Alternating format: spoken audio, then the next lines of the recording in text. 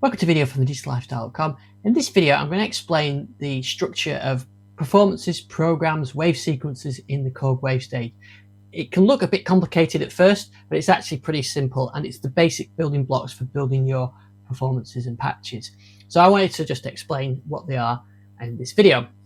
So here I've got my Wavestate rack, and I've got the software editor, and the software editor makes it a little bit clearer to explain, so I'm going to stick it on there. So here we are in the editor, and you see you've got an init performance, and I've got one there, and I've got one there. Well, I've got 4 layers of that, and I've got an init there and an init there. So there looks like a lot of things you can say, but they're really just building blocks. You start off with the very lowest level, the timing lane, and then you can get up to the oscillator, and then you get to the program, and then you get to the performance. But we'll look at performances first. So performance is made up of 4 layers, and you can have 4 different sound settings. You can have different filters, different samples, different sequences, different effects on each layer, and then you can combine that to make your performance. So let's start with performances. A performance is everything, all the sound, the samples, the filters, the reverbs, your arpeggiator, the sequences, key zones, everything else, all saved within in a performance. And if you really want to, you can just use that. If you want, you can just do all the settings. So for example, here I can pick a piano sound, and I could start to adjust the cutoff and the filter and the resonance. So let's say, so that's filter piano sound, and I can add some effects. The master reverb, that affects all 4 layers, but we're just talking about layer 1 here. Okay, so that's done a layer, and maybe I want to combine that with some strings. So on the other layer, which I've just activated, I can choose some strings. So I'm going to choose some strings. We'll have some string ensembles, and let's just alter the envelopes on that and include a bit of effects on there. Let's have some phasing. Let's just turn that strings down a bit.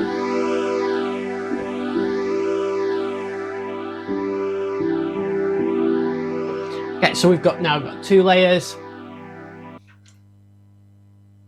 So for layer C, I'm going to use wave sequencing. I've just set these up to be into timing mode with no crossfades. I put a couple of strings, but I'm actually going to change it. So what I'm going to do is we'll just use this for a bit of percussion. So let's check. Get a kick and a snare, very basic. I'm just going to switch it to mono as well. Very basic, but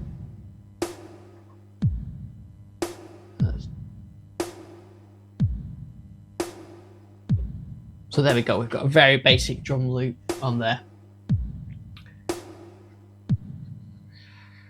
Okay, so now I've got the combination of all.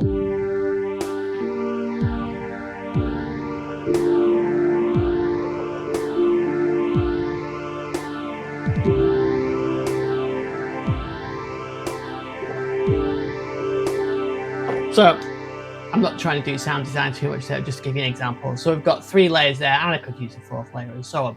So when I save this, call this demo save, that's done. So that's that performance, and then I can recall that anytime, and I've got that exact sound. So when these other ideas are saving for the program and for the wave sequencing, you can reuse them. So let's say that string ensemble sound I had there, I quite like that. I want to use that in a new performance. So what I can do, I can save that and call it demo strings. So I've saved now string D. Okay, that's okay. So I've saved that now. So I can go to create a brand new patch and I can bring that layer into it all ready to go. So if I add, same with the drums as well. So let's just save that as demo drums. So I've got an init performance. I'm just going to use a single wave. I'm going to choose a flute type sound. That's okay. So let's give it a bit of effects.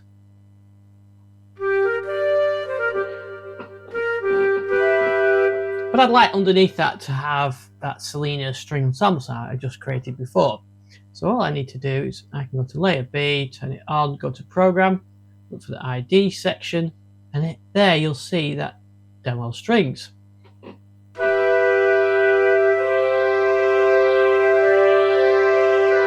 So there we are. So rather than recreating them all from scratch, I brought them in there. Maybe I say I don't like the phasing, I like the chorus. Let's put the chorus on there.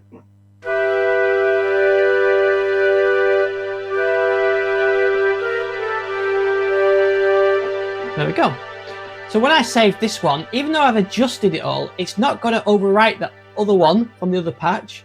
It's all the sound settings are saved within the performance.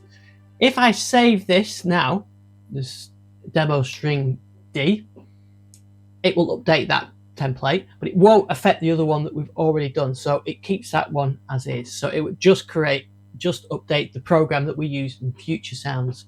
So I don't need to, I'm going to keep that as that. So that maybe is all we want. So I've just loaded the demo drums layer here.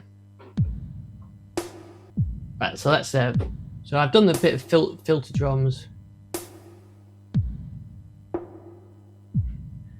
Maybe I'm going to do something with the effects on this one.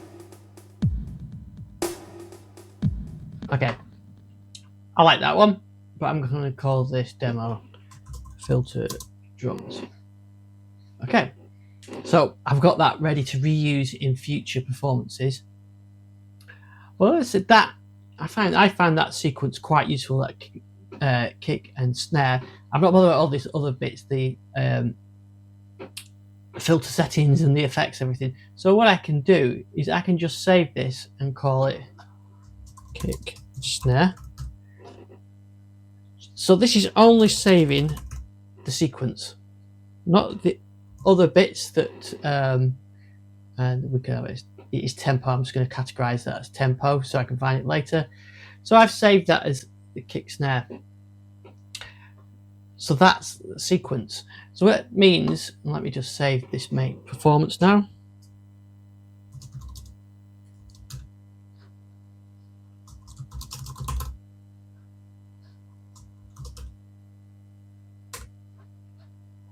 So that's our demo 2. So let's say I'm going to do something completely different, and I do want that kick and snare, but I don't need any of the effects or anything else. I just want that sequence. So I've got a new performance here. I can go and find there, and you'll see I've got that kick snare. None of the effects, none of anything else. So it means all this can stay the same. So you can import this in. So maybe for this, my starting point is a CR78 pattern that I've already created. So I've used that in other performances, but now by bringing it in here, I brought it into this program, and then maybe I can do some effects on it.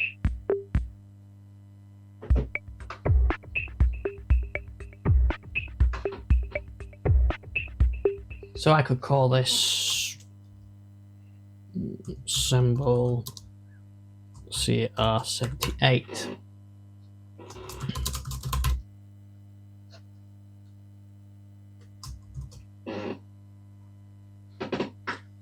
So I've used that sequence that I had created a while ago, which I'd saved as a wave sequence, and I'm now incorporating it in performance, which I can then incorporate into a layer, which I can now incorporate into performance. So that is why you would save it. So the other thing, let's click to another layer here, is as well as loading in wave sequences, you could just load this timing lane in here. So if I go to there, you'll see there's loads of them already in there, but you could create your own 4/4 kick snare timing lane. It doesn't load the sounds in, but it just loads the sequence, the times in intervals, and the timing lane of it.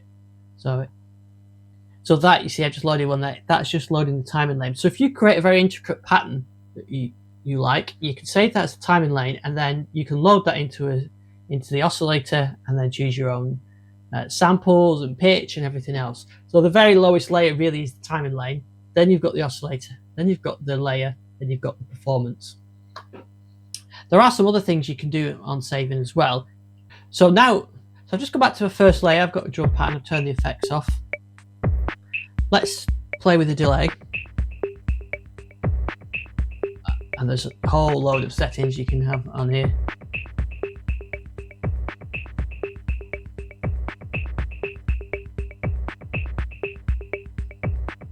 So let's say I've played about with this a bit.